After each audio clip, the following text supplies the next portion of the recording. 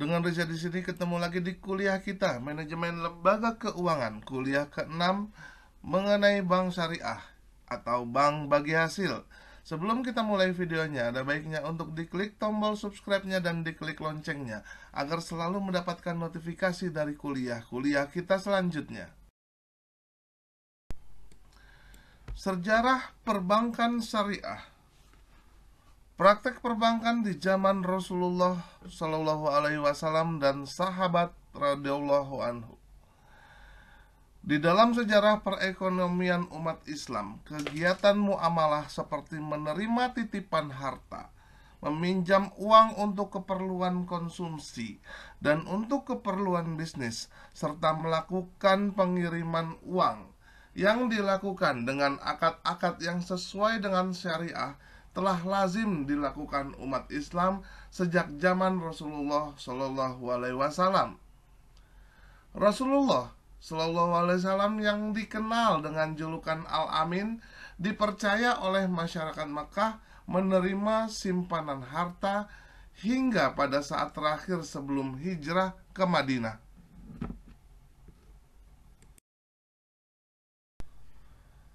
Dalam perkembangan berikutnya, kegiatan yang dilakukan oleh perorangan atau JIBIS kemudian dilakukan oleh institusi yang saat ini dikenal dengan bank. Ketika bangsa Eropa mulai menjalankan praktek perbankan, persoalan mulai timbul karena transaksi yang dilakukan mulai menggunakan instrumen bunga yang dalam pandangan fikih adalah riba dan oleh karena itu hukumnya haram. Ketika mulai bangkit dari keterbelakangan atau di zaman Renaissance, bangsa Eropa melakukan penjelajahan ke seluruh dunia sehingga aktivitas perekonomian dunia didominasi oleh bangsa Eropa. Pada saat itu, institusi-institusi perekonomian umat Islam runtuh dan digantikan oleh institusi bangsa Eropa. Keadaan ini berlangsung sampai zaman modern saat ini. Oleh karena itu, institusi perbankan yang ada sekarang di mayoritas negara muslim merupakan warisan dari bangsa Eropa yang notabene-nya berbasis bunga. Perbankan syariah modern. Konsep teoritis mengenai bank Islam muncul pertama kali pada tahun 1940-an dengan gagasan mengenai perbankan yang berdasarkan bagi hasil. Usaha modern pertama yang didirikan bank tanpa bunga dimulai di Pakistan yang mengelola dana haji pada pertengahan tahun 1940-an, tetapi usaha ini tidak sukses. Perkembangan berikutnya, usaha pendirian bank syariah yang paling sukses dan inovatif di masa modern ini dilakukan di Mesir pada tahun 1963 dengan berdirinya Midgams Local Saving Bank. Bank ini diterima dengan baik oleh kalangan petani dan masyarakat pedesaan.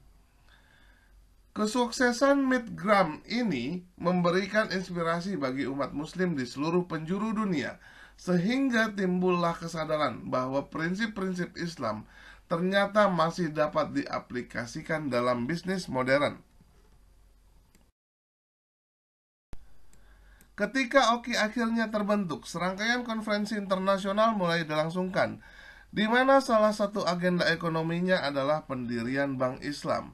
Bank Islam swasta pertama adalah Dubai Islamic Bank tahun 1975 oleh sekelompok usahawan muslim dari berbagai negara. Pada tahun 1977 berdiri dua bank Islam, yaitu Faisal Islamic Bank di tahun 1977 di Mesir dan Sudan. Dan pada tahun itu pula pemerintah Kuwait mendirikan Kuwait Finance House. Kini perbankan syariah telah mengalami perkembangan yang cukup pesat dan menyebar ke banyak negara, bahkan negara-negara barat seperti Denmark, Inggris, Australia, yang berlomba-lomba menjadi pusat keuangan Islam dunia atau Islamic Financial Hub. Untuk membuka bank Islam dan Islamic Widows agar dapat memberikan jasa-jasa perbankan yang sesuai dengan prinsip-prinsip syariat Islam. Perbankan syariah di Indonesia.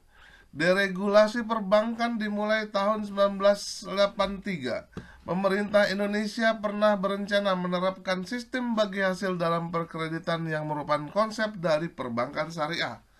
Pada tahun 1988, pemerintah mengeluarkan Pakto 88 yang membuka kesempatan berdirinya beberapa usaha-usaha perbankan yang bersifat daerah yang berasaskan syariah mulai bermunculan. Inisiatif pendirian Bank Islam Indonesia dimulai pada tahun 1980. Sebagai uji coba, gagasan perbankan Islam dipraktekkan dalam skala yang relatif terbatas, di antaranya di Bandung dengan Bait At-Tamwil Salman di ITB, dan di Jakarta yaitu dalam bentuk Koperasi Ridho Gusti. Pada tahun 1990, sebagai hasil kerja tim perbankan MUI tersebut adalah berdirinya bank syariah pertama di Indonesia, yaitu PT Bank Muamalat Indonesia atau BMI, yang sesuai akte pendiriannya berdiri pada tanggal 1 November 1991. Sejak tanggal 1 Mei 1992, BMI resmi beroperasi dengan modal awal sebesar 106 miliar 126 juta 382 ribu rupiah.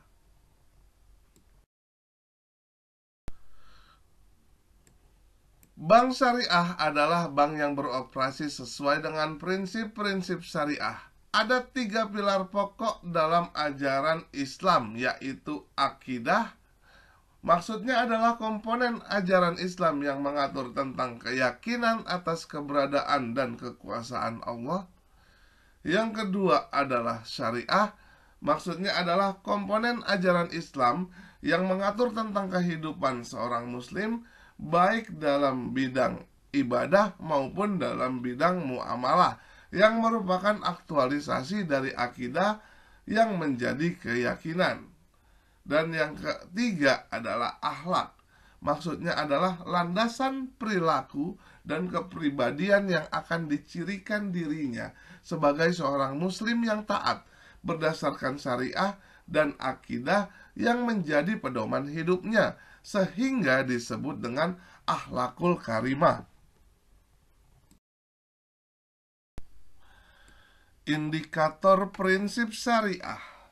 Indikator prinsip syariah yang ada di dalam bank syariah, yang pertama adalah keadilan. Ya, ini berbagai keuntungan atas dasar penjualan real sesuai kontribusi dan resiko masing-masing pihak. Yang kedua ada kemitraan, yang berarti posisi nasabah atau investor atau penyimpan dana dan pengguna dana serta lembaga keuangan itu sendiri sejajar sebagai mitra usaha yang saling bersinergi untuk memperoleh keuntungan. Yang ketiga transparansi, yaitu lembaga keuangan syariah akan memberikan laporan keuangan secara terbuka dan berkesinambungan atau berkala agar nasabah atau investor dapat mengetahui kondisi dananya.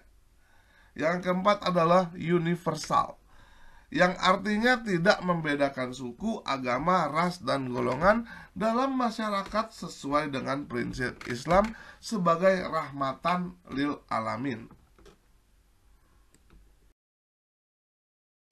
Prinsip-prinsip syariah yang dilarang. Yang pertama ada maisir. Menurut bahasa, maisir berarti gampang atau mudah. Menurut istilah, maisir berarti memperoleh keuntungan tanpa harus bekerja keras. Maisir sering dikenal dengan perjudian, karena dalam praktik perjudian seseorang dapat memperoleh keuntungan dengan cara yang mudah. Yang kedua adalah goror. Menurut bahasa, goror berarti pertaruhan. Menurut istilah, goror berarti suatu yang mengandung ketidakjelasan atau pertaruhan atau perjudian. Yang ketiga adalah riba, yaitu makna harfiah dari kata riba adalah pertambahan atau kelebihan atau pertumbuhan atau peningkatan. Sedangkan menurut istilah teknis, riba berarti pengambilan tambahan dari harta pokok atau modal secara batil. Jenis-jenis riba. Menurut para ulama fikih, riba dibagi menjadi 4 macam. Yang pertama adalah riba fadl, yaitu tukar-menukar dua barang yang sama jenisnya dengan tidak sama timbangannya atau takarannya yang diisyaratkan orang untuk menukarkan. Contoh, tukar-menukar perak dengan perak, beras dengan beras, gandum, dan sebagainya. Yang kedua adalah riba qard, yaitu meminjamkan sesuatu dengan syarat ada keuntungan atau tambahan bagi yang meminjam atau mempiutanginya. Yang ketiga ada riba yad, yaitu berpisah dari tempat sebelum timbang diterima. Maksudnya, orang yang membeli suatu barang kemudian sebelumnya ia menerima barang tersebut dari si penjual. Pembeli menjualnya kepada orang lain. Jual beli seperti ini tidak boleh sebab jual beli seperti ini masih dalam ikatan dengan pihak pertama. Yang keempat adalah riba nasi'ah, yaitu tukar menukar kedua barang yang sejenis maupun tidak sejenis yang pembayarannya diisyaratkan lebih dengan diakhiri atau dilambatkan oleh yang meminjam.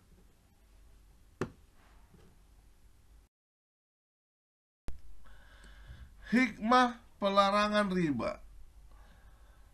Banyak pihak yang telah menyatakan pandangan berbeda mengenai dasar rasional atau tujuan pemahaman riba oleh syariah. Secara keseluruhan, keadilan sosioekonomi dan distribusi, keseimbangan antar generasi, instabilitas perekonomian, dan kehancuran ekologis dianggap sebagai dasar pengharaman riba. Mengingat semua prinsip yang relevan dalam hukum Islam, alasan satu-satunya yang meyakinkan adalah tentang keadilan distribusi, karena pengharaman riba dimaksudkan untuk mencegah akumulasi kekayaan pada segelintir orang, yaitu harta itu jangan hanya beredar di antara orang-orang kaya. Menurut kitab suci Al-Quran ayat 59 ayat 7, surat 59 ayat 7. Oleh sebab itu, tujuan utama pelarangan atas riba adalah untuk menghalangi sarana yang mendapat menuntun keakumulasi kekayaan pada segelintir pihak, baik itu bank maupun individu.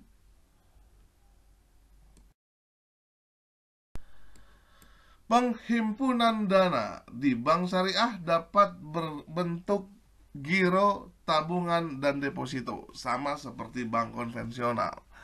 Untuk prinsip operasional syariah yang diterapkan dalam penghimpunan dana masyarakat, ada prinsip wadiah dan ada prinsip mudorabah.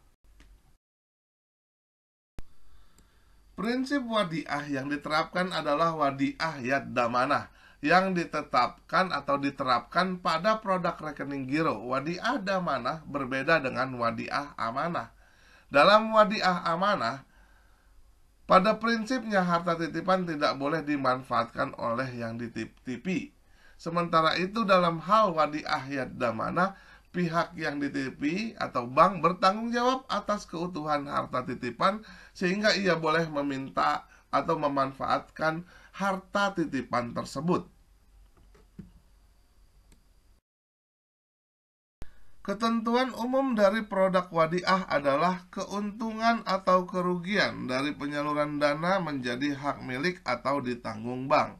Sedangkan pemilik dana tidak dijanjikan imbalan atau dan tidak menanggung kerugian. Bank dimungkinkan memberikan bonus kepada pemilik dana sebagai suatu insentif untuk menarik dana masyarakat, tapi tidak boleh diperjanjikan di muka. Bank harus membuat akad pembukaan rekening yang isinya mencakup izin penyaluran dana yang disimpan dan persyaratan lain yang disepakati selama tidak bertentangan dengan prinsip syariah. Khusus bagi pemilik rekening giro, bank dapat memberi buku cek, biliet giro, dan debit card. Terhadap pembukaan rekening ini, bank dapat menggunakan pengganti biaya administrasi untuk sekedar menutupi biaya yang benar-benar terjadi. Ketentuan lain yang berkaitan dengan giro dan tabungan tetap berlaku selama tidak bertentangan dengan prinsip syariah. Prinsip mudharabah. Dalam mengaplikasi prinsip mudharabah, penyimpanan atau deposan bertindak sebagai sahibul mal atau pemilik modal, dan bank sebagai mudarib atau pengelola. Dana tersebut digunakan untuk bank untuk melakukan mudharabah atau ijarah seperti yang telah dijelaskan terlebih dahulu. Dapat pula dana tersebut digunakan untuk melakukan mudharabah kedua. Hasil usaha ini akan dibagi hasilkan berdasarkan nisbah yang telah disepakati. Dalam hal bank menggunakan untuk melakukan mudharabah kedua, maka bank bertanggung jawab penuh atas kerugian yang terjadi. Rukun mudharabah terpenuhi semua. Ada mudharabah, ada mudarib, ada pemilik dana, ada usaha yang dibagi hasilkan, ada nisbah, dan ada ijab kabul. Prinsip mudharabah ini diaplikasikan pada produk tabungan berjangka dari deposito berjangka. Berdasarkan kewenangan yang diberikan oleh pihak penyimpan dana, prinsip mudharabah terbagi dua, yaitu mudharabah matlaqah dan mudharabah muqayyadah. Berikut ini adalah gambar dari skema penyaluran dan penghimpunan dana berdasarkan investasi mudharabah. Mudharabah mutlakah. Mudharabah mutlakah tidak ada pembatasan bagi bank dalam menggunakan dana yang dihimpun.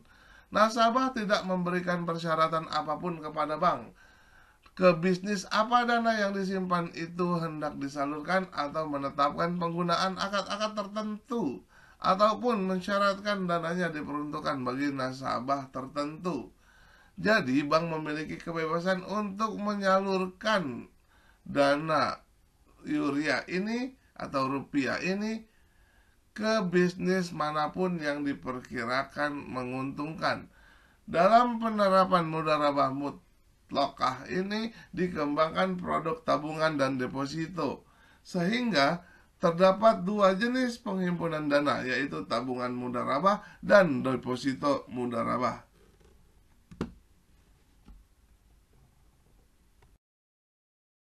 Selanjutnya ada mudharabah muqayyah.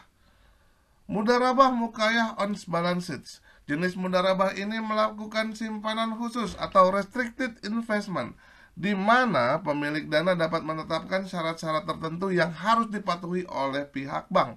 Misalnya disyaratkan digunakan untuk bisnis tertentu, atau disyaratkan digunakan dengan akad tertentu, atau disyaratkan digunakan untuk nasabah tertentu. Berikut ini adalah gambar dari skema pembiayaan mudharabah muqayyadah off balance sheets.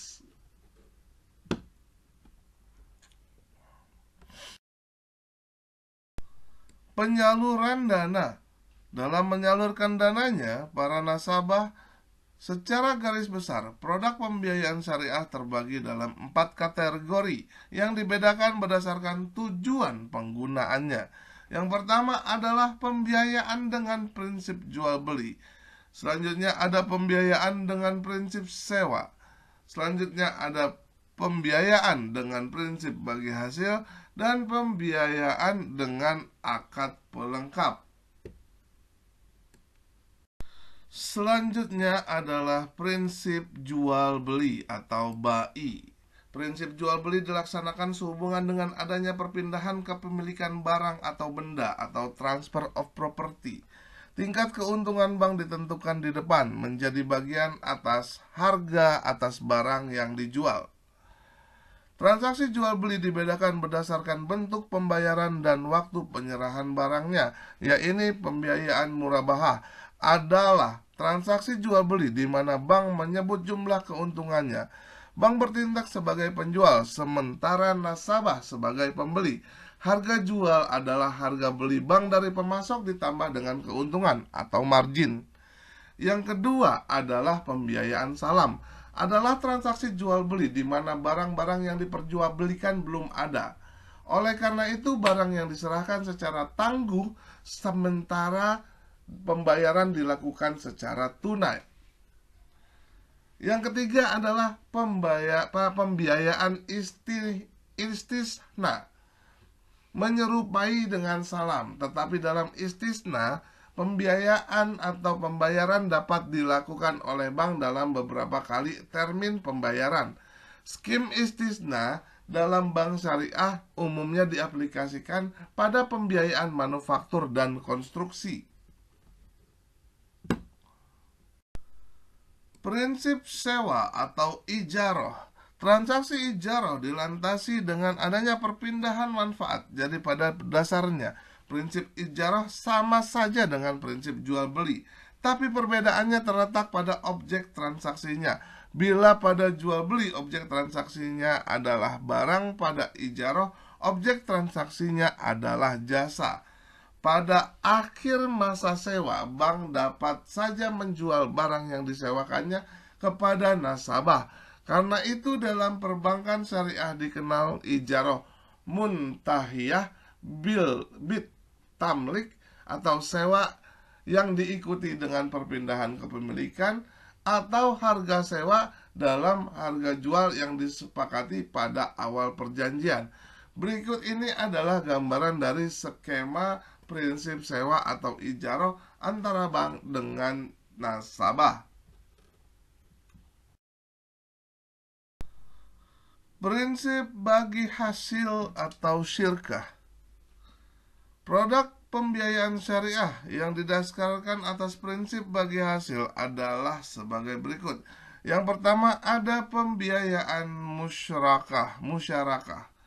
Dilandasi dengan adanya keinginan para pihak yang bekerja sama untuk meningkatkan nilai aset yang mereka miliki secara bersama-sama. Yang kedua ada pembiayaan mudarabah.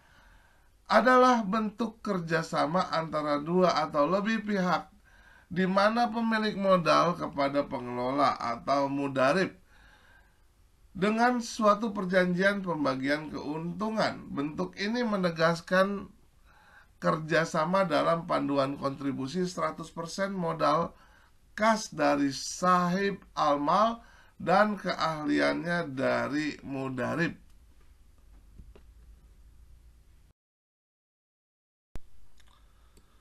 Produk jasa perbankan syariah lainnya. Produk jasa perbankan lainnya yaitu pelayanan perbankan di mana bank syariah menerima imbal jasa atas perbankan di luar fungsi utamanya sebagai lembaga intermediasi keuangan. Yang pertama ada wakalah atau perwakilan. Berarti penyerahan atau pendelegasian atau pemberian mandat. Yaitu bank diberikan mandat oleh nasabah untuk melaksanakan atau memperkara sesuai dengan amanah atau permintaan nasabah. Yang kedua ada kafalah, merupakan jaminan yang diberikan oleh penanggung kepada pihak ketiga untuk memenuhi kewajiban pada pihak kedua yang ditanggung. Yang ketiga ada sarf, adalah layanan jasa perbankan jual beli valuta asing sejalan dengan prinsip sarf.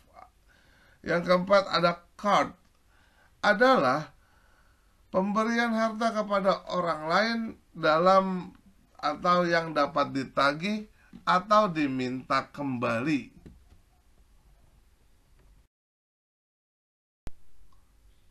Yang kelima ada rant, adalah menahan salah satu harta milik si peminjam sebagai jaminan atas pinjaman yang diterimanya. Secara sederhana, rahan adalah jaminan hutang atau gadai.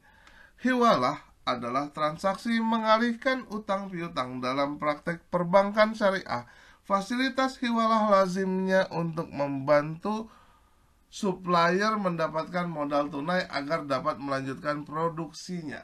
Bank mendapat ganti biaya atas jasa pemindahan utang. Yang ketujuh ada ijaro. Selain menjadi landasan syariah untuk pembiayaan, yaitu sewa cicil, juga menjadi prinsip dasar pada jasa perbankan lainnya, antara lain dengan layanan penyewaan kotak simpanan atau SDB. Yang kedelapan ada al-wadiah. Selain menjadi landasan syariah, produk tabungan termasuk giro juga menjadi prinsip dasar layanan jasa tata laksana atau administrasi dokumen atau kustodian. Bank mendapat imbalan atas jasa tersebut.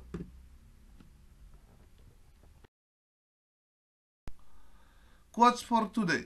Life change. So you must be success to adapt the change. Sekian kuliah kita pada hari ini, semoga bermanfaat buat kita semua. Keep your spirit to learn more. Please like, share, and comment. Dan jangan lupa untuk diklik tombol subscribe-nya dan diklik loncengnya agar selalu mendapatkan notifikasi dari kuliah kita selanjutnya. Terima kasih.